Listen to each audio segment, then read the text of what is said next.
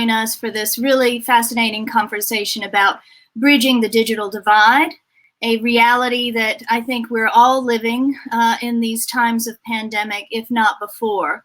I would like to let you know that this session is being recorded, and the recording will be available on our website along with a full transcript of the session, thanks to our CART transcriber and also the ASL interpretation. And I'd like to invite you all to write your questions in the chat box that you see at any time. That's on the screen that you're watching this presentation through. We anticipate this lasting about an hour and a half. And if you have need any tech help during that session, you can email online at thepealecenter.org, or you can reach us through social media. And again, my colleagues will be pasting the social media links and handles in the comments box there. I'd like to begin this event by acknowledging with humility that the lands where the Peale and Baltimore are situated today are the traditional ancestral and unceded lands of the Piscataway, Lenape, and Susquehannock indigenous peoples. The vast coastal area today known as Baltimore City, Maryland, sustained indigenous peoples until the arrival of Europeans beginning in the 1600s. Over the next 400 years, many Piscataway, Lenape, and Susquehannock communities were decimated, absorbed by larger villages or tribes, and or forced by the U.S. federal government to move west beyond the Mississippi River with larger tribes. Since then, other tribal peoples have moved here in diaspora, including the Lumbee peoples.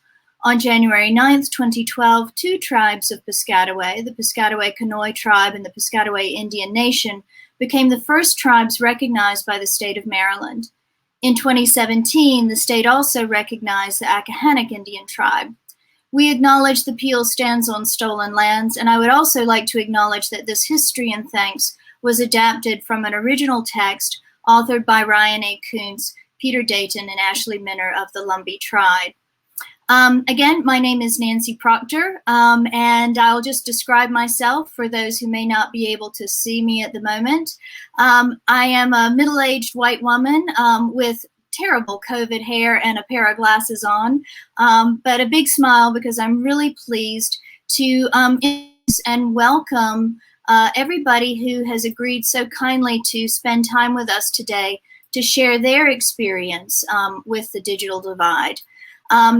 We actually are experiencing the digital divide in a somewhat painful way today. We had hoped to have this session moderated by our colleague Noreen Smith, who is our community outreach coordinator at the Peale, but she's having difficulty with her internet connection. So that's a good point to start on.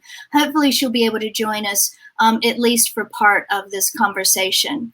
I would also like to introduce Azure Grimes, and perhaps we can bring Azure up on the screen. Perfect. Who is the Baltimore project coordinator from Libraries Without Borders, which is a wonderful organization the Peale has been thrilled to partner with and make our storytelling toolkit and materials part of their tech kits that they are distributing precisely to families and individuals across Baltimore who do not currently have internet connectivity during the pandemic. Azure is a West Baltimore native. And she is project coordinator for the Wash and Learn initiative called WALI, a digital equity program with Libraries Without Borders. With 5 years of nonprofit experience, Azure is extremely passionate about advancing racial equity through community-led initiatives, and she incorporates that in every program she creates. Prior to working with Libraries Without Borders, Azure served on a variety of AmeriCorps national service programs, ranging from building community gardens in West Virginia to developing an after-school program for middle school students in Baltimore City. And in 2015, Azure was honored to receive the President's Volunteer Service Lifetime Achievement Award for completing over 4,000 community service hours. She's also a recent alum of the Rising Organizers Fellowship. And I'm just going to pause there, Azure, ask you to say hi so everybody can put a voice with the name. And if you wouldn't mind just describing yourself. Yeah, thank you so much for that introduction, Nancy. Hi, everyone. My name is Azure. And if you can't visually see me right now, I am a mid-20s Black girl from Baltimore with a big afro that I took out about an hour before this meeting with a pair of very comfortable overalls where I have all my things in my pockets. So I'm very excited to be here and to talk with you all. Also, my pronouns are she, her, hers. Thank you so much. Next, I'd like to introduce Dr. Nathrice Gaskins, who is Assistant Director of the Leslie STEAM Learning Lab at Leslie University. Dr. Gaskins is an artist whose work explores how to generate art using algorithms in different ways, especially through coding. She also teaches, writes, fabs, or makes, and does other things. She's an amazing digital artist whose work I've had the great pleasure of presenting in Second Life. And she earned a BFA in computer graphics with honors from Pratt Institute in 1992 and an MFA in art and technology from the School of the Fine Art Institute of Chicago in 1994. Nathrice received a doctorate in digital media from Georgia Tech in 2014. And currently is the assistant director of the Leslie STEAM Learning Lab at Leslie University and the creator of Art and Algorithms. She will publish her first full-length book through MIT Press. When is that coming out, Nathrice? As soon as my people write the forward and afterward for the book. Got it. We can't wait to read that. Nathrice, I'll pause again, ask you to speak a little bit more, and so everybody can put your voice with your name and your face, so to speak. And could you describe yourself? Black woman. I don't know. I've never been asked to do that. So, but then you have the voice. So. That's right. So well, I will add, I know that you were born in Baltimore. Good afternoon. I was born in Baltimore and Johns Hopkins. All right, great. Thank you. And I'd also like to introduce Debbie Staigerwald, who is an alum of Towson University. Debbie is the director of the Volunteers and Interns for the Arc Baltimore. She's been with the Arc since 2008. Previously to that position, she worked in the Governor's Office of Service and Volunteerism. Debbie also worked for Baltimore County Government and the Department of Aging, creating and managing Baltimore County volunteers. She's the artistic director of the Sky is the Limit Creative Arts program. This program is through Baltimore County Therapeutic Recreation and provides performing arts opportunities in a barrier-free environment for people with and without disabilities. So again, I'll pause, Debbie, and hand it over to you to just introduce yourself and describe yourself, if you will. Hello, everyone. It's wonderful to be here with you today. And I am a Caucasian woman with blonde hair, and I'm excited about talking with everyone. Okay. Thank you, Debbie. And I will also introduce our dear colleague, Daisy Brown, who is the Peale's storytelling ambassador, staff photographer, facilities manager, and everything else, as so many of us wear so many hats. Daisy is a native Baltimorean who grew up in the Sandtown, Winchester community. She started Stoop Stories, the series, and which is an audiovisual diary about life in Baltimore in the era of COVID-19, and a really important part of how the Peale is trying to bridge the digital divide and make sure that the voices and the stories of those who may not have access to our mobile app or our online storytelling tools can nonetheless be heard and become part of the record and the soundtrack of the city. Daisy's hope is to change the narrative of the city and to see it go from trauma to triumph. The love of photography happened innocently with her mom, who documented the life of her family and milestones, and bitten by the shutterbug since the 4th grade. Daisy is self-taught and excited about capturing what else is going on in her life and her city. Daisy, would you like to add anything there? And could you just describe yourself? I think you might be on mute, Daisy. There we go. Okay. Hi.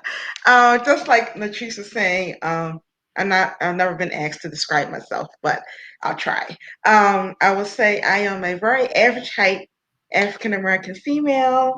I have my hair wrapped up right now because of COVID hair, of course. Wearing glasses, and I am just really pleased to be a part of this panel. Thank you so much. Okay, and now I'm just going to pause and see, are we able to introduce Noreen here now? Looks like not, unfortunately. Okay, again, we'll keep trying, and if her internet connection comes back, we will also include Noreen Smith, who again is our community outreach coordinator at the Peale and an incredible educator who does a lot of important work precisely bridging the digital divide for families and students across Baltimore City. And I know a big part of her week has been consumed with precisely gearing up for school and figuring out how to make sure that those students who don't have internet access can nonetheless participate in online schooling during the pandemic. Okay, so with that, if I may, just to kind of go back to the order in which you were introduced, I'd like to ask Azure to start things off with telling us maybe a little bit more about Libraries Without Borders, about WALI, and some of the strategies that you have for bridging the digital divide now and before pandemic. Sure. So Libraries Without Borders, we are an international nonprofit dedicated to providing equitable access to information for all communities. And so when we first started our work, it was in 2009 and our headquarters in France.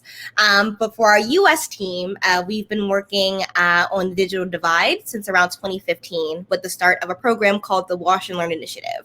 And so one thing that we wanted to do was, one, how can we connect folks to local resources that they may or may not be aware of already?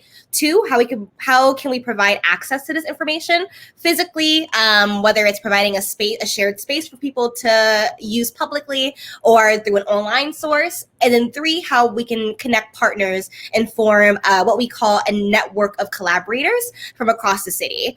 And so that was the birthplace of the Wash Learn Initiative, where we were trying to find non-traditional spaces to host programs where time wasn't an issue, where location wasn't a barrier. And so we, through a lot of research on public spaces like public parks and waiting rooms and even convenience stores, we stumbled into a laundromat. And since 2015, we've been working in programs inside laundromats ever since. With Libraries Without Borders, as the project coordinator in Baltimore City, I run the Baltimore Wash Learn Initiative, where pre-COVID, in 4 laundromats across Baltimore City, we housed up to 6 laptops and 3 iPads per laundromat. The tech was free to use. You didn't need to sign on with any information or even a library card.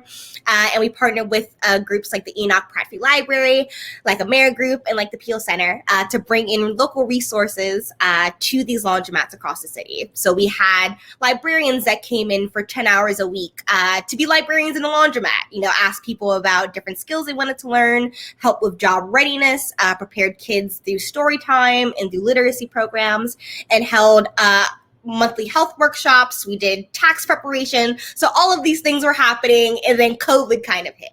And so we had to shut down our public spaces. We had to reevaluate how we could bring digital resources safely, and two, how we can do that without creating this communal shared space. And so that is where the Connect Ed program came about, knowing that a lot of families, a lot of students, and a lot of individuals were forced to stay at home to keep themselves safe when a lot of these groups were accessing the internet through school routers, through library branches, through public Wi-Fi, and now being at home where, there were some households where students were sharing the same laptop amongst them, where the internet access is kind of funky and that it works, but maybe your Zoom doesn't always load. And so all these issues were popping up and popping out due to COVID. And so through the Connected Kid program, we wanted to find a way to still connect these groups to these resources. And so inside each Connected Kit was a refurbished laptop, a Wi-Fi hotspot with a year's worth of prepaid internet, and a packet of local resources from different groups in the city and nationally around literacy. So we had apps for third graders to learn about the world map, and we had apps for adults to get financial literacy tools and telehealth resources. We featured programs like Stoop Stories from the Peale Center, like the Drive-By Wi-Fi from the Enoch Pratt Library, like the online community resources from AmeriGroup. And so we really tried to make sure that we connected every resident to these resources, as well as to the census. It's still very important, so make sure you fill out your census. And so a couple of things that we've learned along the way is that, one, there is so much need in Baltimore City for internet access or laptops. We have discovered that, within our own Connected Kid recipients, which is about 75, a vast majority of those folks were over the age of 30. A lot of them did not have a laptop at home and were relying on their smartphones to do a lot of their work, from the meetings to finding resources. And so the idea that you're using your smartphone for papers, for all this work, is just not sustainable. And we found that there is a lot more need. We currently have a wait list of 300 people with enough funding for 50. So the need is so much greater than just one organization can handle. And so during the pandemic, alongside other groups like PCs for People, like Bite Back and the Digital Harbor Foundation, Libraries Without Borders spearheaded the Baltimore Digital Equity Coalition. And so that is a group of nonprofits, of founders, of foundations, students, and teachers, all working together to bridge the digital divide in 3 components. One is increased access to internet. 2, increased access to devices, and then 3, access to digital learning and tools. Because, giving someone a laptop and walking away isn't digital equity. Making sure they have the tools and resources available, as well as the tech, is also important too. So how can we create that holistic approach to the digital divide, and how we can work with experts in different aspects of the field who may have different knowledge than us to all come together and share resources. And so one thing that we found is that digital equity is not a one-size fits all. Different people have varying needs, and a part of equity is making sure that we can fill those needs to the right degree that people actually want. Instead of coming into a neighborhood and saying, this is what we can do for you, having community members come to us and say, this is what we need, what can you do to provide that? And so community leaders all across Baltimore in neighborhoods like Irvington and Mount Clair and Druid Heights and Falstaff have all been extremely beneficial and have joined this network of community contributors to help us really evolve the program, to connect them to resources, and make sure that they have what they need to be successful in their digital access and digital learning tools. That is really amazing, Azure. And I wonder if Nathrice thinks this might be a good moment for her to chime in. I know you shared with us a really fascinating, I think a very useful graphic defining the difference between equity and various permutations of that as we're kind of coming to understand them. Is this a good moment to show that, or for you to pick up on this point of what is equity? And Nathrice, I think you're, Sure, absolutely. Yeah, this is I guess some graphics that's been making the rounds. It's all about how we recognize exclusion from a historical perspective and a technological lens, and then what we can do about addressing it. And this speaks to that question. So these are 4 different scenarios. And when we use the term, people use the term equity all the time. What does it mean? Here, it means custom tools that identify and address inequality. And you can see in the top left, there are 2 people and 2 people with 2-sized ladders. The tree is bent, so the person on the left actually has access to that side of the tree because it's bent that way. and needs a shorter ladder is able to gather, I don't know, the image just went away, but is able to sort of gather the apples. And so on the far right, we have inequality where there's unequal access and neither one of them have ladders. But one, you can see that it's catching the apple. The other one is not receiving anything. The lower left is equality, where it's evenly distributed tools and assistance. So they have the same size ladders, but still one side doesn't have access to the tree. In the justice side, the system has been fixed to offer equal access to both tools and opportunities. So you can see, even though they both have the same size ladder, there's been supports and scaffolds put in place to, one, straighten the tree. And what most people don't realize is that in most of these pictures, all of the apples are on one side of the tree. And on the other side, there are few apples. And the final image, there are many apples. And the apples are all evenly distributed so that people have access to everything in the tree. And I think, and it's okay, you can stop showing that one. And so what's important to note is that depending on what people are talking about, it's very, when we talk about exclusion or digital inclusion, which some people prefer to refer to the digital divide, there are clearly different scenarios when we're talking about. You may have access to laptops, but not have the skills or the mindset to use it in a way that's effective for you, for learning or for doing different tasks. Some people have access to these tools from the moment they're born and are very facile and very able to use these tools, digital tools, laptops, other technologies in ways that enable them to enhance and improve on their lives in some way. So you have all these kind of inequities as it relates to just that alone. And then once you have the equipment, once you have the hardware and the software, can you actually use them effectively in a way that helps you, helps your life, helps your community? And these are all issues around the digital divide that I think really, from the historical perspective, is important to learn. Exclusion happens when we solve problems using our own biases. So we have to seek out exclusions as opportunities to create new ideas and inclusive designs. And that includes in technology, and that includes with digital tools and specifically. So the work that I've been doing is a lot of times trying to bring attention to the sort of outliers who are not in the mainstream, who are actually using digital tools and technologies that support their communities or support their lives in some positive way.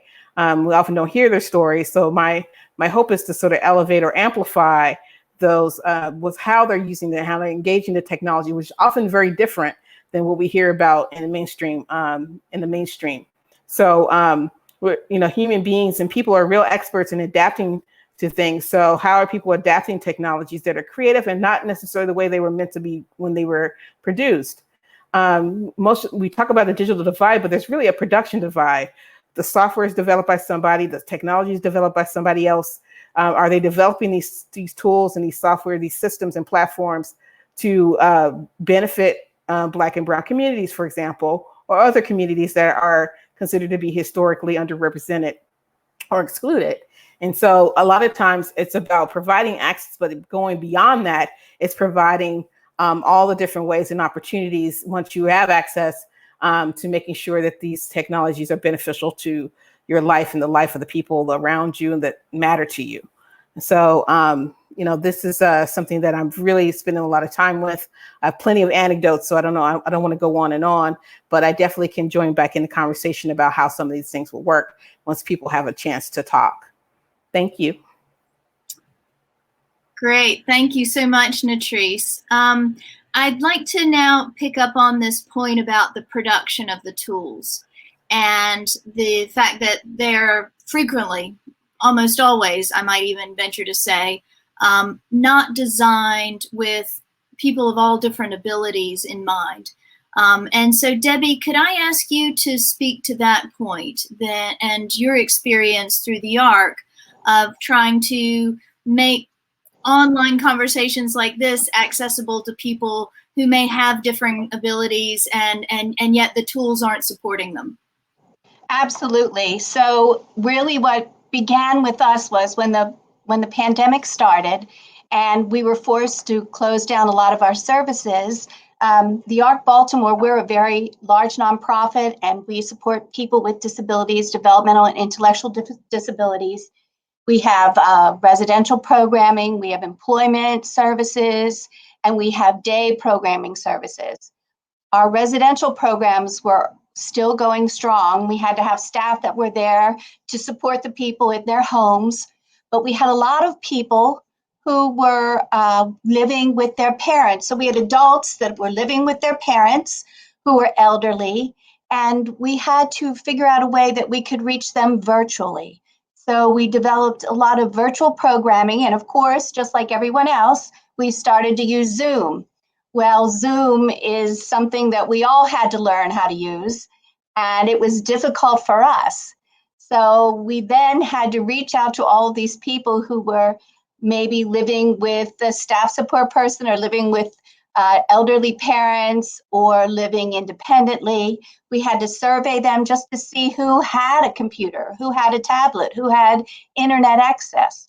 And then once we found out who could be able to get onto our virtual services, then we had to reach out to them and we had to try to teach them about Zoom and try to get them to come on and be able to connect once again with their peers and with the staff. So we do have virtual programming. We have all different opportunities for people to learn and to connect and for them to see each other on Zoom, but it's very, very difficult. I cannot tell you how much it takes one person at a time to be able to get them to connect to us on Zoom.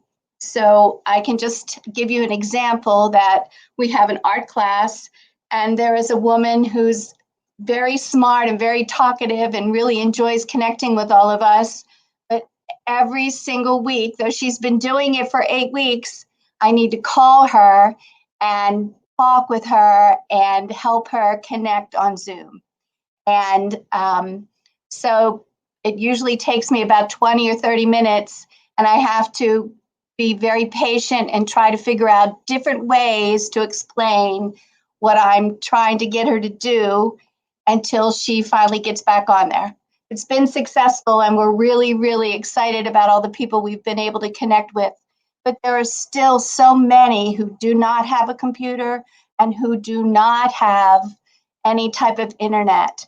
And I did want to talk about a resource right now, and it is from the state government, from Maryland Relay. And they have a program where you can get free equipment. That's it, David, thank you. That's the link. They can get free equipment from the state of Maryland if someone has a disability. So they go to this website and they apply for the equipment, which would be provided by the state. And tablets are included in this. And they would schedule a free personalized evaluation. And then once that's figured out that they qualify for that, they would get their new equipment in about 4 to 6 weeks.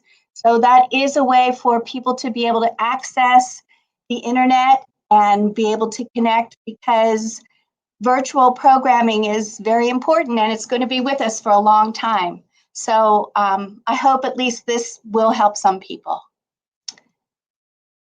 Do you have any questions or any comments, Nancy? Yeah, well, what you said just now reminded me of, I think, a conversation we had earlier in preparing for today about how there really isn't a one-size-fits-all. There's no kind of mass solution, that it's the work of one by one by one. And I'm sure that this is part of why in the capitalist world, where technology companies are trying to increase profits by reselling the same solution to lots of people en masse, there hasn't been a big push for making sure that products are accessible, because there's this sense of it's not profitable enough to customize for everyone.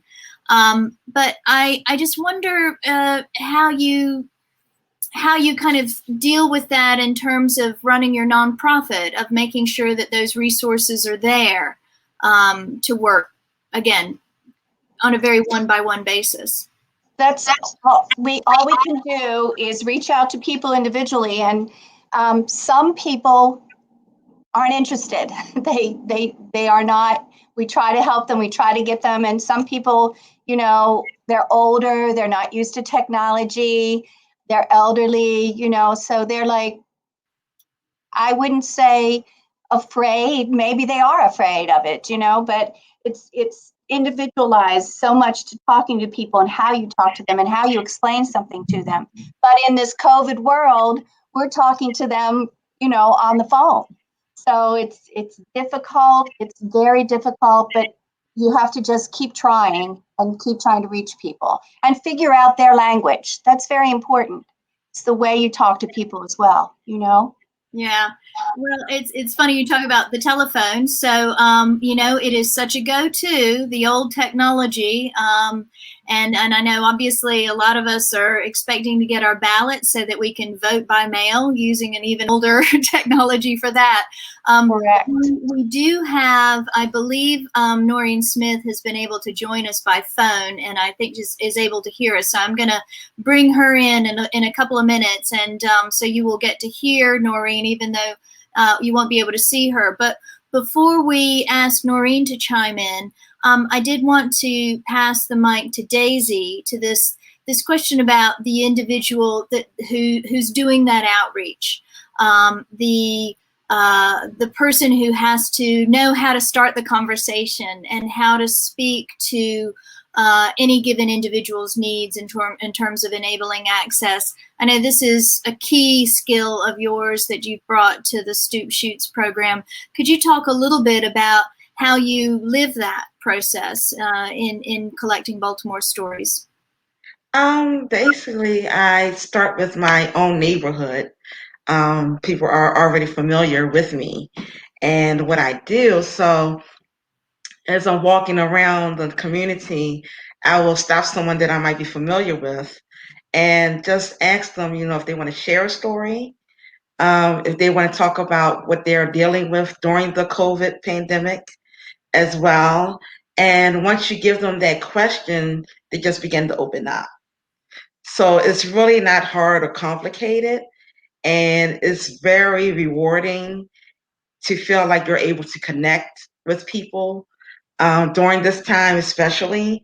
And to kind of piggyback on, I think it's Debbie, what she was saying about the mature individuals in the community, that usually when they see someone outside or out and about. So that's their only way of communicating on how they're feeling or how they're doing. So it's sort of like that one-on-one connection that's really helpful. So just going around, just talking and having a conversation, people are just yearning for that connection again. Yeah. Yeah, I certainly am. I'm yearning to hear from Noreen. So we're just going to give this a shot and see if we can hear Noreen. Hello? Yeah. Yes. That Hi. sounds good. So glad I could be here at least, this way. Thank you so much for being such a trooper and hanging in there with us. I know we have to make the right sacrifices to the technology gods to get everything going on the day, and clearly we didn't do the right thing today. Ah, wonderful. We have a photo of Noreen there. Go ahead, Noreen. Uh-oh. I mentioned the technology gods, and that was the end of it, I guess. Can you repeat the question? So sorry. I was just making a silly joke, and I think I caused a technology glitch as a result. So I'm going to be quiet now and just let you speak to your experience and perhaps start by picking up on this need that we have perhaps more intensely now than ever for that personal connection, for that feeling of being in conversation with people in a time when it's so hard to be face to face with folks.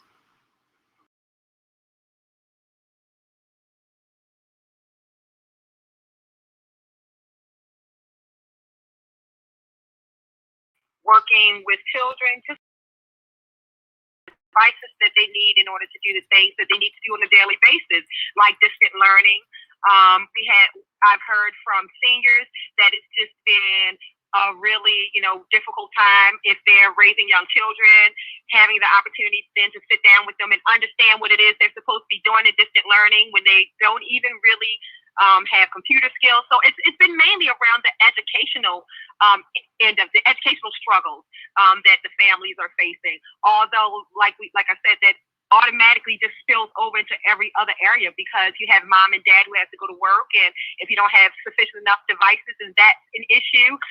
And again, just like the issue that I had today, just reliable internet has been huge. And so even though we have resources that are very much needed right now during COVID-19, it's really, you have to, it's really difficult to get to hard to reach families because of this digital divide. And it's just a matter of trying to figure out the best way to reach people in order to assist. And so we've done things like, device drives just to try and get devices into people's hands. We, just like at the Peale Center where you have internet access to the public, things like that we have tried to do. But definitely it's been difficult for everyone. It's like building a plane while you're flying it. And I can understand the frustration that our families and students are feeling. It's just I can feel that, and it's just been a very interesting experience. But it's something that I think since we were so everybody was so into technology, I would have thought that we would have been beyond where we are now in the way of everybody already at least having ample devices when it came to just in case they couldn't go to school or just in case something happened at work. You would think that we would have been further along. So it was really unfortunate to figure out just how far behind we actually are. And then in marginalized communities, even further behind. In Baltimore City Public Schools, it's just been very interesting. I'm not going to say that there hasn't been an attempt to assist families, but it's just been very, very, very difficult to overcome. And we just don't want people to give up.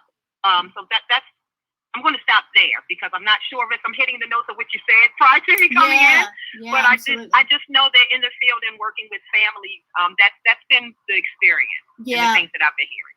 Yeah, no, that's fantastic, Noreen. Thank you so much. And I'll have to, just speaking for myself, and I come from a background of incredible privilege as far as technology is concerned, in particular, access to great internet and technology, and have been working with using technology in museum and public discourse for a long time. And yet when this pandemic hit, kind of speaking from with my hat as director of the Peale on, I was shocked to realize how much more we could and should have been doing online than we were. And I'm supposed to be a champion for getting museums online. So if we weren't on the ball before the pandemic, as you say, Noreen, I think if nothing else, we're all going to come out of this more digitally aware, if not enabled. And I think we just want to make sure that we do that, though, in a way that's not continuing to perpetuate the divisions and the prejudices that have been built into not just our technology and our tools, our platforms, but also our practices as far as accessibility goes. So on that note, Debbie, can I ask you to chime in? And in fact, I think we could probably, now that everybody's had a chance to hear from all of the presenters, maybe we can all kind of come back in here and have a little bit more of a freewheeling conversation. But over to you to start with, Debbie. Well, I just wanted to make a comment on what Daisy said, and that connection is so very important to so many people because everyone has really been isolated since March. We will 2 weeks, right? We're all going to be here 2 weeks, and then it's been months and months and months. And when we do get our people that we support on Zoom and they see everyone and their friends, you can just see the excitement and the happiness and how it just makes everybody feel so connected. So I'm really thankful for Zoom. I mean, they just, everybody loves it. And at least it's a way to connect. It's a way to see people's faces It's a way to talk to your friends. And that's wonderful. And I got to tell you, this is our future. So I mean, I think going forward, we're going to be doing, a mix of everything, but technology is going to be very, very important. And I think we're going to keep moving that way. But I'm very thankful for what we have. I'm very thankful for Zoom and everybody who's doing so much, trying to connect people. Just think about the people that are isolated, that don't have any family or friends. They're in their house. We have to figure out ways to reach them. We just have to. And I just wanted to chime in real quick, Nancy. Please. So before we get into our question and answer, I just wanted to offer a resource as well. In the last 2 years of my nephew's high schooling, we used Internet Essentials. So Internet Essentials, for most people, they can't afford your regular internet service like Comcast or Verizon or what have you. They offer a discounted or affordable rate for those that might not have as much income. So I believe it starts at $9.90, and I'm not being paid for this as well. But Comcast. But I believe it's $9.90 a month. And right now, as far as I know, the qualifying to get the service is that you can be a veteran or a spouse of a veteran or a student, which is very key for this time with the kids going back to school. So once you get the service, it's used throughout the whole house. So we all benefited using the service once I signed up for it. They really don't ask for proof of certain things, so it's a little bit easier. I don't know if they changed it now because of the pandemic, but I believe they'll be able to work with the customers or consumer in order to get them signed up. And right now, I just checked into it. If people sign up before December 31st, the first 2 months will be free. And so they're not billed until after that first 2 months. So they'll get an idea of how to use the service, play around with it. Kids can get some work done. They can use Zoom if they're able to. And in addition to that, they also offer refurbished computers. So they can purchase either a desktop or a laptop for maybe about $150. I think all of it is under $200. So it's just another option if those are able to do that as well. And the last thing I want to touch base on with that is that they can also call the 1-800 number that's listed on the screen. So if they don't have any access right now, they can call and apply on the phone. And they'll provide a modem to be put into your house and install that just like you would do with Comcast. Wow, that's awesome. Thank you so much for sharing that. And we have Tarita from Maryland Relay following up on Debbie's note and offering to for anybody who's watching this and sees the email address in the chat to email Tarita for more help on that. And we also have questions for you, Azure, about your program and how Libraries Without Borders might be able to help, or any other partners you recommend. And I think we might have some friends of yours chiming in online who know you from AmeriCorps, so your reputation precedes you.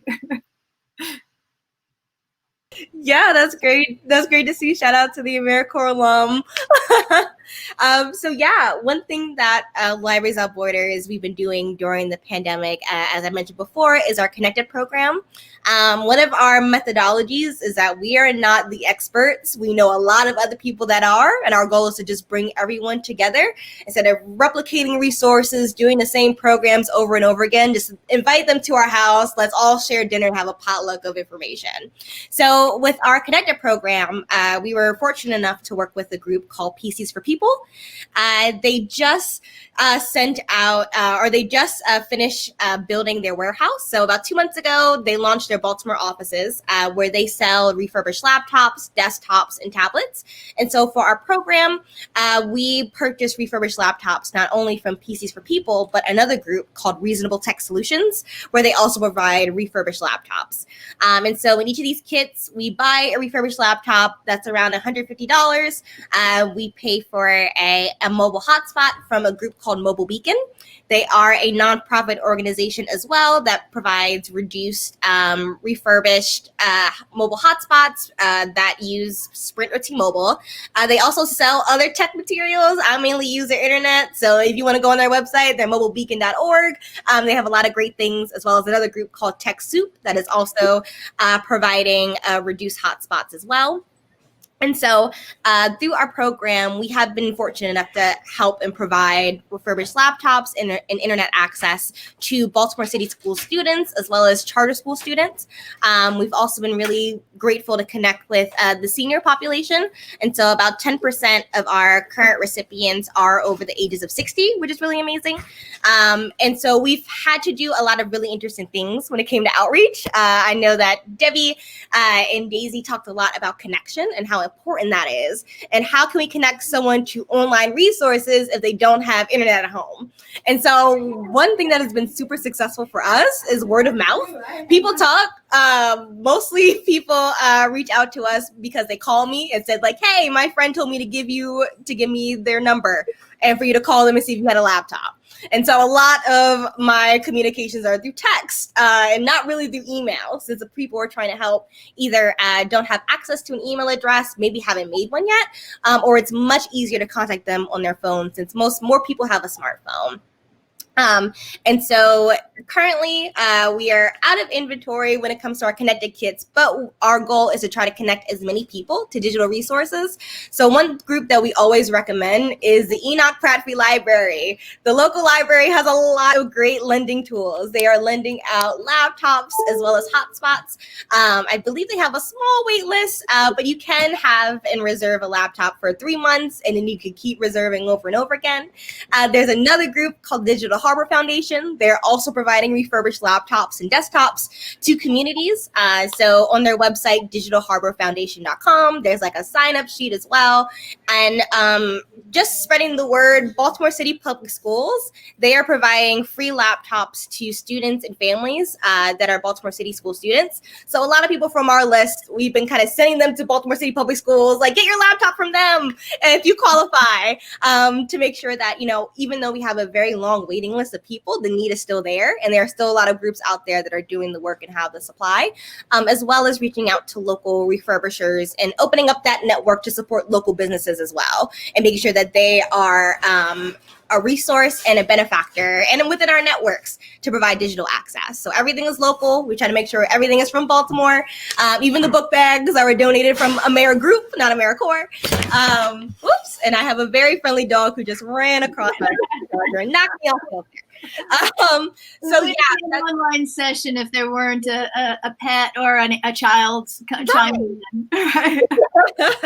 Exactly. So that's a little bit about our work. And if you're curious about getting involved more with these networks of online resources, there is a coalition that I mentioned previously, the Baltimore Digital Equity Coalition, where our different work groups have different goals, like the digital access team. They now have a tech hotline where folks can call 311 and get free tech support, which is usually if you have issues on the internet, your options are let me Google it or let me call somebody. And so all the numbers that you can call are very hard to find. So now 311 is building out this free tech hotline for folks. The device access team, our goal is to collect 2,000 donated devices across the city, refurbish them, and send them out for free to Baltimore City residents. So there are a lot of opportunities to connect, to share resources, or even just to ask where to find things. This coalition is full of 80 other organizations that all have 80,000 other resources and services out there. So I highly recommend going on our website, signing up, and joining our next meeting in a couple weeks, which is every other Thursday at 5. Very, very cool. And we had a question online. Could you just repeat again, Azure, what's inside those backpacks? Sure. So inside our connected kits, there is a refurbished laptop, that's only maybe a couple years old, but it has Google Chrome pre-installed as well as Microsoft Suite. We have a mobile hotspot, which is a tiny portable thing you can fit in your pocket and have internet access. As long as Sprint and T-Mobile have service, you have service on that hotspot, and that's with a year's worth of internet prepaid. And then we include a resource packet that's about like 15 pages of a bunch of apps, e-learning tools, resources from local partners and local groups. And then we include a face mask from a group called Makers United, because it's a pandemic, like who doesn't need an extra mask? So that's what we include in all of our kits. That's cool. And we have a question for you, Debbie, from Quandra Gaines. Sorry. Would Respite Funding be available to assist clients in buying and improving their technology needs? Well, I cannot answer that, but we can always talk to anyone who's interested in getting types of services. People can call the Arc Baltimore, and our number is 410-296-2272 to get some information, family and children's services, respite, all different types of services. So I encourage people to call us and we'll get the answer for you. Awesome. So this has been a great set of resources you've laid out there for folks who are in Baltimore, but because this is the internet, we actually have a national, if not an international audience, and hopefully more will get to see it once it as a recording as well. So I want to kind of pull back a little bit and ask Nathrice, you've been kind of working, as I understand it, both at the university level, but also with younger students. What do you see playing out outside of Baltimore, across the nation, in terms of access to the technology and the skills that that you see as resources that would be helpful to folks in our audience, or issues that we all need to be dealing with? I've been teaching via Google Meet, Google Classroom, and via Zoom basically since April. And so that includes middle school, includes teacher prep, teacher PD, professional development, and includes just all kinds of different educational opportunities, workshops, and the technology, our infrastructure, not just internet, but just in general, has, our infrastructure is not, updated for our time.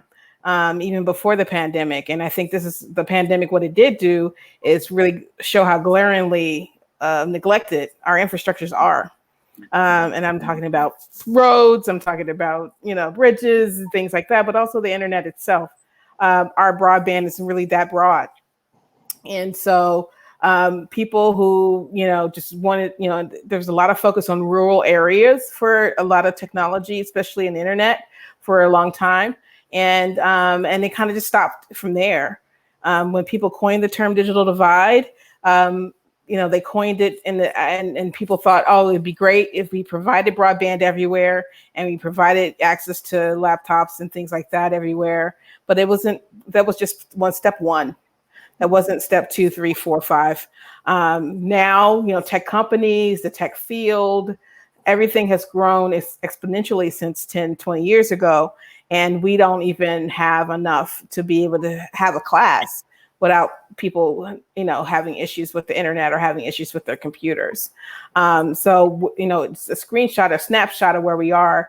And then we have our young people, and the young people actually are their teachers are learning how to use tools, and then they in turn are supposed to be using these tools. So one piece of it is access. The other piece is called mindset. It's the mindset you have to use the technology. The reason why I can leap into technology is my mother was a computer programmer. She was a Black woman in the 70s and 80s and worked as a computer programmer every day. That was her job. So my exposure to computers came through my mother. So I saw it. I didn't really use computers because I wanted to be an artist, but I saw her do it every day. I saw what she did. I saw, a Black woman at a terminal doing this as a daily job when other people didn't even have access to that at all in their homes. So when I was introduced to computers, it was high school when I actually decided that was something I wanted to get into, but I already had the exposure as a child, having a parent who was using technology. And at some point in that it's flipped where she was relying on me to keep her up to date with the technology, but that would come a little bit down the line. But that early intervention, that early exposure was key to helping me to develop a mindset to not be afraid of technology. And also it kind of gives me this kind of, I'll jump right in and learn it, even if it looks challenging or scary, because that's just how I've been the teachers and folks in my educational experiences have helped me to do. That's not, with a lot of our young people, that is not the case. Many young people if they feel challenged by it, if it's something that they're not used to, especially at a certain age where their mindset becomes fixed, it becomes difficult for them to take on new skills or new challenges, even if they have access. So what that means is they may just not engage that technology, even if it's available to them.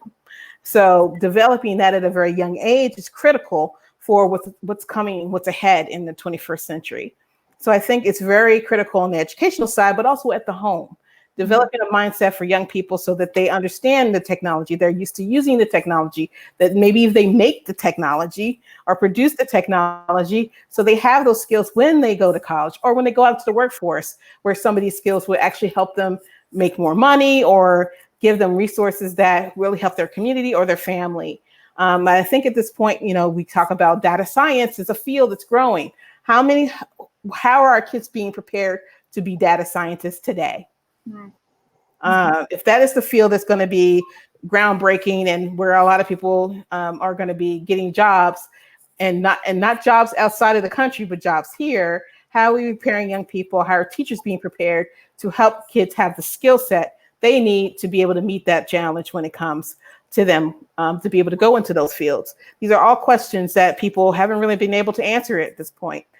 Teachers don't come into the classrooms knowing that stuff unless that's their area, which is very rare. Mm-hmm. So I think it's important to see, important pictures to get access, because then you have it. But after that, what's the next step to make sure that you have a sort of a growth mindset to grow, to be flexible, to be able to take on whatever changes in the technology landscape, to take on new skills and understand how to use the tools, even if they're new, and not be afraid or not be turned off or disengaged with the technology. That's really an issue I see just in, paying attention to remote learning and how that's being, there's a lot of teachers will tell students to make sure they're dressed in their uniforms when they're in remote learning and not really thinking about learning. They're expected to sit up straight and that their camera has to be at a certain angle. Meanwhile, maybe the content is just not coming across, or maybe they're sitting up straight, but their mind's somewhere else because now they're disengaged or angry at the teacher. I even saw a story this morning of a parent on social media so upset by how their young person was treated by the teacher, but didn't know how to do anything about it. And I said, at some point, you're the parent. This is your kid. You can say what you need to say to ensure that that young person is able to feel comfortable, feel open to learning something new or whatever they're supposed to be learning. But a lot of people feel that way. They don't know what to do and are feeling very helpless right now. Yeah, I know we've got panel educators on our panel, and I'm sure in our audience as well. Nathrice, do you have any strategies that you use when you're teaching online to help keep the students engaged? And have you had to adjust what you expect of them, and your ability? Have you learned new ways of reading the clues from them to know whether they're engaged or not? Does it look the same online as it would have in a physical in-person classroom? I mean, I taught a class right before the pandemic in Los Angeles area. Flew over from Boston to LA, to Long Beach, to teach in a middle school. And then I was offered by the same organization to teach online, the same students from that school and many other middle schools. Mm-hmm. And there were some moments where, because this is the first time I'm teaching the same content in a sense, it's the same workshop, but I'm teaching it now remotely and to middle school students. And one of the things we had this, I had to get used to this idea that the cameras should not be on all the time. I had to get used to the idea because it's invasive. In some cases, parents don't want the camera on. There are things happening in the background. There are kids, other kids, there are other things that maybe the parents or the student doesn't want people to see. When you're in the classroom at a school, it's a separate space. There's different than what, maybe it's about socioeconomic status, and somebody in one camera has a fancy TV in the back, and then there's something that shows that they're not rich in another, and it sets up disparity just by what we see in the camera. So when it's kind of a leveling the playing field or leveling the field a bit when no one has to share the camera unless they absolutely have to. So many of these students were not forced to turn on their cameras except key points in the beginning and at some point. So that was the first thing it was very uncomfortable for me as a teacher to trust that they were doing the work when the cameras weren't on. So I had one student who never saw the student's face until the very end. So I gave a scavenger hunt for 20 minutes, look around the house to find things, and then they have some work time. I had to trust that they were doing the work during the work time. So the best part of my experience doing that is when the camera did come up, they would hold up their project. So they had done everything that I was telling them to do, and all of them had. So it wasn't like, there'd be an occasional kid who would leave the camera on so you'd see his foot, or you'd see, he's eating a snack and he's working in his, he didn't care. But other kids actually did care, and it was important for them to have their own space. In some cases, the parent was intervening from the side. We had a father very active, sitting on the couch with the student, very excited about the project, and also joining in a sense, without being on camera. So there's all those type of things that happens because they're at home. There was a student who quit. He actually just stopped showing up because he had a brother who was, taunting him, who was, in the back, who was just in his PJs, just being, and he could see he would mute because he was always the first one in when you go into Zoom or whatever. He was the first one on. But then after a while, he just turned off his camera altogether and his audio, and then he just stopped coming. He was very upset about what was happening, but what could he do? He had no other place to be but where he was, in his room with his. So there's all these kind of scenarios and anecdotes and things that happen from just working with the same age group in this case that I think a lot of people miss. It's important to give them some freedom and to trust that they are engaged. It's a proof to me that if they can show a project they've worked on, even though the camera hasn't been on, one, they have listened and that they're really into what they're doing. But a lot of my projects are a lot of my lessons and workshops are project-based. They're about making things. They're about using the environment. They're about, working with, family members in some cases, or working alongside family members. So it's a different scenario and learning situation than in a classroom. Mm-hmm. That thing of trust is so huge. And I'm sure it's a question you must get a lot, Azure. Like, how can you just give people technology and trust that it'll be used as you intend? Do you want to speak to that issue at all? Absolutely, yeah. So I think one thing that should be noted as a part of this conversation is that the way we view technology has changed drastically in the last 5 months. I am a millennial, so ever since I was born, I was near a computer, I was near some sort of device. And I guess that's what they call internet natives is the term that is used, people that, come in and are just able to access technology. And I was privileged to also have a dad who was super into computers. And, not as a computer engineer, but just as an old guy who was I want to build my computer. So luckily he was also super handy with that. But one thing that is really important is that even growing up, technology was never seen as a need. It was either seen as a privilege or a distraction. Because I remember my mother would come in and be like, you haven't finished your homework yet? It's because you're always on that phone. And so that is what I still hear from parents and from families is that, people are only using their phones to talk to their friends, to entertain, and to get distracted from learning. And now we're seeing this drastic shift in that, technology is being used as a learning tool. And so all of these, not only, parents and families, but educators, community organizations who are now we're kind of forced at home. We have to do virtual learning. What are the tools that are out there to enhance learning, that empowers that environment for learning, and that technology is seen as a need and no longer as a privilege? And so with our program, we understand that you need to use your laptop for whatever your needs are. And the part of equity is that we don't get to dictate what is or isn't important for for someone's learning. One thing that we have done in our program is that on the registration form, we ask people what they're going to use the laptop for, just to gather information to see what people really need. And you know what's very interesting is that the most important thing that people really want to use technology for is for connection. So it brings back to they wanted to talk to their friends and families. Smartphones are a great way to do it, but I want to see your face, and I can't see it because we're in a viral pandemic. And so one thing that has come up a lot is at first connecting with friends and family, and then second is continuing their education. And then third is for jobs. People that, haven't had a great setup or maybe don't have wireline internet at home have been very grateful to use their work Wi-Fi. I know when I was working at the office, I took full advantage of that free work Wi-Fi. And so now you're kind of at home. The internet plan that you have is expensive, but the speed might not be good. You're trying to have a Zoom meeting. Your kid is next to you on a third grade Zoom meeting. Everybody is Zooming everywhere, and it's just a lot going on.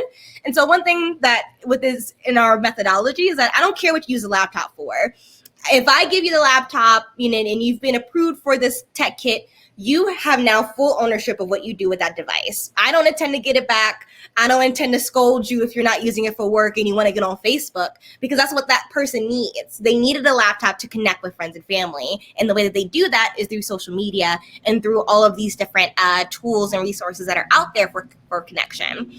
And so one thing that has been brought up, and I do get asked sometimes, is that, what if someone signs up for your program and they get a laptop and they sell it? It's like, what if they actually don't need it? My methodology is the same. If you really needed the money more than you need a laptop, that is yours. You get to do whatever you want. You get to dictate what those needs mean. What that does mean is that, you decided that the financial gain was more important than the online tool. And so you have to deal with, the effects of what that entails. But, I have no ownership over what they can do. I encourage people to use it. Sometimes we hear from people that are like, I only want to use a laptop for work. I only want to use it for school, and that's it. And that idea that as a nonprofit, I get to dictate what you get to use with the service that you're provided with is just so out of sorts for me. And I think one thing that's important as well is that the reason why we're in the digital divide and the reason why it does impact a lot of communities in the way it does is because it's systematically designed that way. Systematically, there is a reason why, a lot of the same communities in Baltimore, based off of this map from the Baltimore Neighborhoods Educators Alliance. They did a study in 2017 to show what neighborhoods in Baltimore were most impacted by the digital divide. And so the same neighborhoods popped up, like Brooklyn Curtis Bay in South Baltimore, West Baltimore, around the Irvington Mondawmin area, in East Baltimore, Patterson Park, Pulaski Highway. And so if I was like a super nerd and I was able to use that map and then juxtapose a map of food deserts and then juxtapose a map of low literacy rates, the same neighborhoods are still impacted by digital inequity and food inequity, financial inequity. And so what this looks like and what this means is that the digital divide and digital inaccess is just another thing that communities are not able to access. And so now that we're in COVID, where everything is online, those same communities that might not have the same access to food, the same access to health resources are now even further behind because now they don't have internet to access anything. When before the pandemic, they were able to walk down the street, they were able to, talk to their friend, they were able to get on a bus and go somewhere. Now they're kind of stuck at home without any tools and are so far behind from what's going on. So systematically, this was created by design. And so what a lot of us on the panel, what a lot of groups out there are doing is that we're trying to fill the gaps that the system has created. And so that means that no longer dictating what people can or can't do with their tools. That means I can't tell you what digital equity looks like for you because it's so different. Like we said earlier, it's not one size fits all. It's one per person. It's need by need, equity by equity. And so part of that equity, to reiterate, is that I'm not going to tell you what you get to do with your laptop. You do whatever it is you want, and that is equity. As long as you have the tools needed, as long as you have the resources to get there, and as long as you have the ownership and the empowerment to do it, then that is all within your control. I'm just a middle person getting you on your path to success. That's wonderful. That is a really radical shift, certainly in the power structures of those who are trying to provide education tools and whatnot to the people they're serving. It's amazing. Thank you for detailing that. Does anybody else want to jump in here at this point? We're at about 10 past the hour. So we certainly have more time for further questions and comments from the audience, but also would love to hear what the other panelists have to say at this point.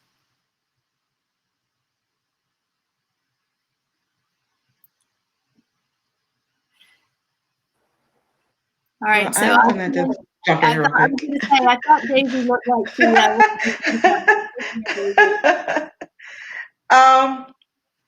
I really kind of, I don't know, for whatever reason, I'm focusing on our mature adults, our seniors, because my parents are in their 80s and they actually stay in a senior high rise. So the communication with the phones are fine, but it's trying to connect with them face to face is a problem for them to try to figure that part out. So right now I'm sort of like in the thought process of trying to figure out how to get them connected in their computer room where the, I guess, management or whoever's running the office can have a time where they can have the residents come down, sign in possibly during a certain time within a certain time frame to get on a computer and then have them actually exchange FaceTime with their loved ones. So I know that a lot of hospice homes are doing it. Some hospitals are doing it, but the high rises are sort of like letting the residents fend for themselves, although they do have Wi-Fi connection within the building structure, but they don't know how to connect to that point. So I'm thinking even if they're just able to learn to just connect for FaceTime and not so much focus on getting on the shop, which my mother would love, but but I think if they could get their FaceTime, especially during this time, I think it would make them feel a lot better being stuck in their homes or their living areas because they're in such a high risk to go out and venture out outside of their appointments or going grocery shopping or what have you. Is out and then right back in. So being a social person that I am, that human contact is so important right now for that age group that it could really prolong their life, if you will. Just something that's simple. So it's just something to think about. I'm taking suggestions. And we are compiling a list. There have been so many wonderful resources mentioned during this session. We're compiling a list and we will share that with everybody who's joined us today. And on the event page, again, the video recording and the full transcript of this session will be available as well. And we'll send everybody who RSVP'd an email with the link to that. And if you are joining us and you didn't RSVP, just ping us. You can email online at thepealecenter.org, and we will add you to the list of recipients of the list of resources, as well as the link to the recording and the transcript of this session. Debbie, while Daisy was talking, it looked like you had something pop into your mind that you might want to contribute. Absolutely. I mean, I think that this has really taught all of us that to having access to the internet is so important. And if we want to really face towards the future, we have to make sure that more and more people are going to have access to the internet. I think that that's something that really has to be at the forefront of all of our battles, because something has to be done because of the inequity of that. It's really paramount. And who knows, I mean, if the pandemic hasn't taught all of us something, you never know what's around the corner, so we should all know that if, you have to do it now, don't wait, do it now, and do what you can do and really get out there and let's figure this out for everybody. Let's make the internet something that everyone is going to have access to, because it's our future. Actually, we have to do it. It makes me think about got a little bit of feedback there. what makes me think about the net neutrality issue. And if folks don't recognize that term, basically one of the kind of fundamental tenets of the internet as it was opened up to the public, gosh, I guess it's been 2 or more decades ago now. Nettrice can probably correct me on the history of that, but that there should not be the ability for any one internet service provider, your Verizons, your Comcast, or whatnot, to speed up or slow down content. So everybody should be able to drive or get their information on the information highway at the same speed. That was meant to be a kind of a leveling. The reality is, and I understand this from people who know a lot more about it than I do, is that actually in practice, there's probably been throttling and privileging of content of certain types all along. But there's been for some time now legislation and rule changes, if you will, before the FCC that would actually make that an accepted practice. So you can imagine what the impact of that would be on anybody who is not media mogul, Hollywood style kind of content producer with those kinds of deep pockets. That it would be the artists, it would be the educational and the nonprofit and creative organizations who would not be able to pay for their content to travel across the internet pipes in the fast lane. And you know what happens if it takes too long for something to load in your browser? You turn it off, right? You just don't bother anymore.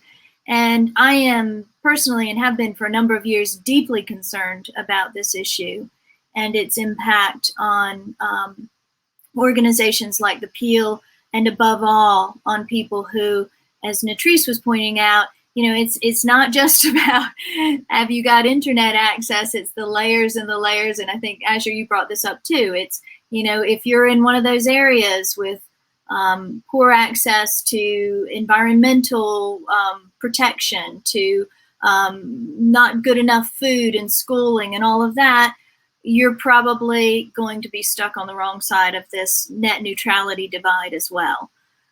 So I don't know if anybody wants to chime in. Nancy, I just wanted to jump in real quick on. So I've been very on the entertainment side. I'm looking at how artists, particularly African-American artists, are using technology to help pay their bills. And I'm talking about using social media, using Instagram, using YouTube streaming services. These folks they rely on their entire livelihood is based on their work, their artwork, their performances. So the funniest would be the Babyface, Teddy Riley battle on Instagram, which people should know about. And then how they, meaning Swiss Beats and Timberland, who actually are the owners of the service, how they've been able to improve the service over time. So they have these battles, for those who don't know. And so the two artists will remotely kind of perform or play their music to the audience. And you're talking about thousands and thousands of people on live at the same time. So the first time these things started to happen, these platforms like Instagram nearly shut down because there's so many people at the same time listening to these live events. So, and if you knew about the Teddy Riley's internet connection was weird, and so was they didn't know how one had a mic, the mic was causing problems for the other in terms of sound. One, he wasn't doing social distancing, he had the whole production thing happening, and what ended up is that nothing happened. They had to reschedule it, and it still had problems. So, but the point is they were really trying to use the platform to help one, bring new audiences to their work, music and art form, but also learn how to use this new technology remotely, how to use it, how to break it if necessary to get the audiences and get the people what they want during the pandemic. So, different artists like Erykah Badu started her own platform, her own market to be able to get her work out to the public. So there's a real focus on creatives, people who are creative in some way, to use these new technologies or social media platforms as a livelihood, to build community, to communicate, to share, to exchange. And it's been really interesting watching, and not just in the United States. There was the Beanie Man, can't remember the other guy, that from Jamaica. They actually had the best internet. There were no internet issues at all. The only problem they had is the cops showed up. And I remember Beanie Man saying off camp, you could see him saying, we have thousands of people on here, it's live and blah, blah, blah. And then the cop goes away. So it was just very live and kind of out there and very, but this is the reality for many people. So our young people and even me and older generations know that stuff and know some of the difficulties that people that have money are having. So these people actually have resources and have money and they still don't have good internet. So that's actually refreshing to hear of a cop stopping a Black man and then going away. Well, I'm sure they were loud, but I'm also sure they didn't want to, knowing that they were alive, they clearly were performing. You saw them kind of, but to see that, there's thousands of people are here and they can see this live, and I guess, decided to leave that alone. Maybe that's what it takes these days is thousands of cameras on what the police are doing. But that was in the United States. That was Jamaica. Okay. Anyway, sorry, I will stop joking. We had a question from the audience about, does anybody know of an alternative to video-centric meeting platforms like Zoom? Back in the day, freeconferencecall.com was the way to go. And I actually got an email from them recently saying, we really need you guys who want to keep this free to donate some money to keep us going. So yeah, what's going on there for Free Conference Call and other alternatives to Zoom? So here's the tricky thing about video conferencing websites. Ever since the start of the pandemic, every single platform has been overloaded by students, by workers, all using it at the same time. So the options that I'm going to share have their own pros and cons. I know my organization, we had like a 2-hour meeting about video conferencing. Like, should we use this tool? What about this one? What are the benefits? Blah, blah, blah. So here are some alternatives to Zoom. There's Google Hangouts, which is fine. If you have a Google account, or even if you don't, it's easy to log in. The video quality isn't always that great, but it is accessible to a lot of people. There's also another group, they're called Ring Central. It's kind of similar to Zoom. I think they use the same software, but they have video conferencing that works really well. And it's within like the same download software as Zoom. I call it Diet Zoom because it's not quite Zoom, but it's like kind of similar to Zoom. There is Microsoft Teams, which is great. I see a lot of groups are using that as well for meetings. The rub with that is that sometimes it takes a while to load, at least from my experience as a participant, but as an owner and user, I've heard a lot of really good things about it. And then there are other ones like Cisco WebEx. It's a simple video conferencing software. Not a lot of people use it. Sometimes the perception is that, this is a little bit suspicious. I'm not familiar with this one, but it does work across a lot more like hardwares than some of the other ones. And then you have like Skype, which is like Skype. Like, it's fine. You can get a Skype for Business account, which will make it a little bit easier and you're able to have more people in a video, but it's certainly not the freeze option. There's also a couple of other issues with video conferencing in general. A couple of video conferences have been hacked by outside users. So, security is an issue. So there's this one video conferencing platform whose name escapes me, but they have like a super secure video conferencing line that's supposed to be unhackable, allegedly, and it's made by activists, so I trust them. So that's another great group that's creating that. I can't remember the name now, but those are the options that I've seen so far that have been working. It really depends on what your needs are. I've actually one question says, what about Facebook Workspace? I haven't used Facebook Workplace. I've used like the Facebook Rooms for like karaoke, and it worked well for a lot of people as long as you had a Facebook account. But I've never actually used that for a workspace, so that could be interesting. Yeah, I was going to mention Facebook. Something popped up. I want to say maybe last month they mentioned something about groups going into a space where you did your FaceTime on Facebook. So if you're a frequent Facebook user, you've probably seen it. You've probably, just curious about how to operate it. But the good thing about it is it's free. You're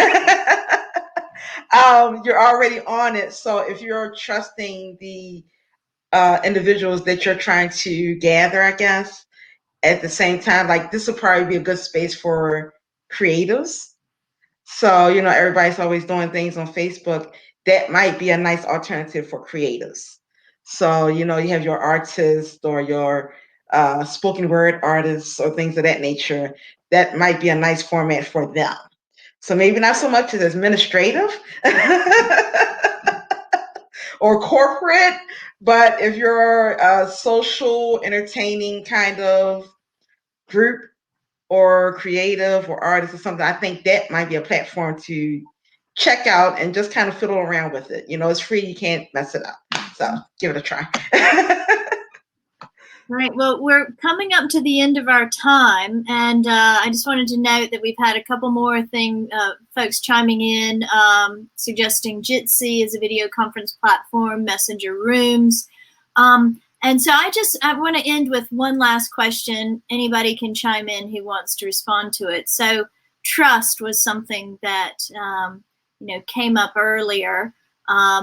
About trusting students, trusting users.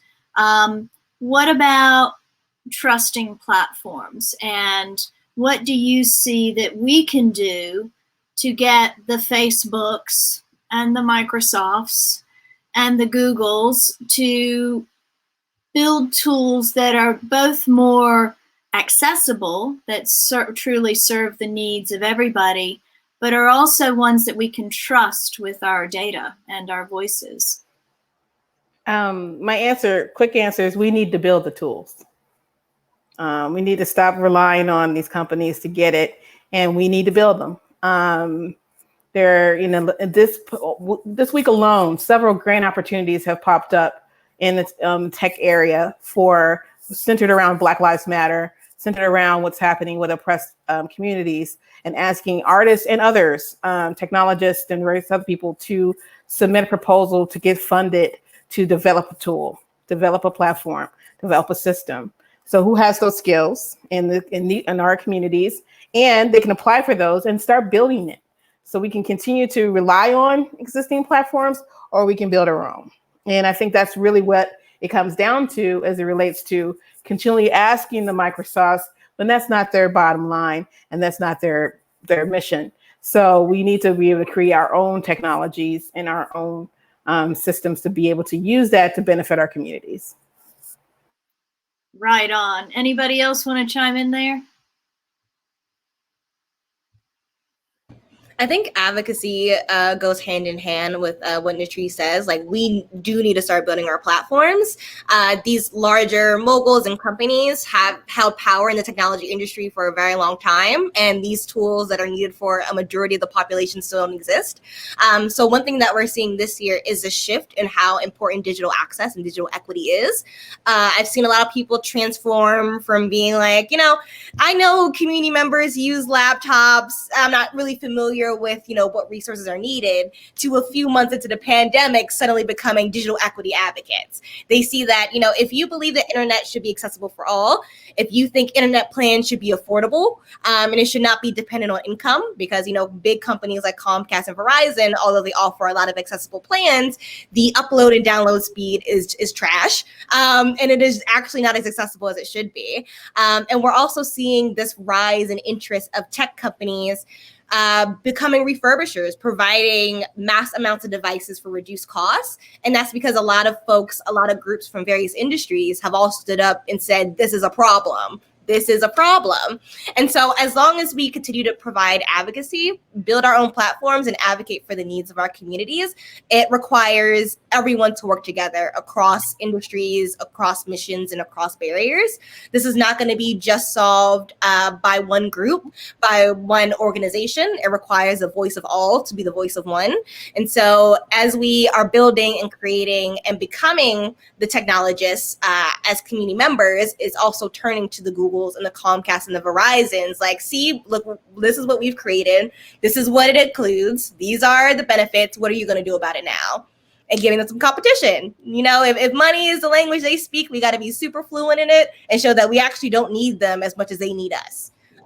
So advocacy is important, building the skills and creating the platforms, and then using those platforms. The more and more people that are using these grassroots level technology, the more opportunities we have for making it accessible and having different tools for different needs. So yeah, advocacy is super important. Making sure that everyone is a digital equity advocate is so important because we're all impacted of the digital divide, regardless of income, of race, of language, even though it does disproportionately impact Black and brown families and populations. That's important to note. It does impact us all in these very interesting ways. And so it requires us all to work together on these very unique, sometimes contradictory challenges to find a solution that works for a lot more people, because we need it. We just need it. Absolutely. We have to work on having everyone have access. You know, the McDonald's dining rooms are closed. People can't go there and use their Wi-Fi anymore. The libraries, which is such an important resource to so many people, the libraries are closed, you know, so we really have to focus on this. It's our future. We can all individually make a difference. Thank you for that reminder. And I want to thank you all as we're now at the end of our time, and I want to be respectful of our audience's time as well as our interpreters and our transcribers' time. I want to thank you all, our panelists today, for modeling, representing, being visible, doing what you're doing. As both Nettrice and Azure's life stories showed, seeing brilliant Black, brown women who work with disabilities modeling this behavior makes a huge difference, not just to the young people, but also to old people like me. So thank you, and we will continue to follow your work and follow your way. And folks, we will again make sure that you get a link to all these resources, to the recording and the transcription of today's program. And thank you again for joining us.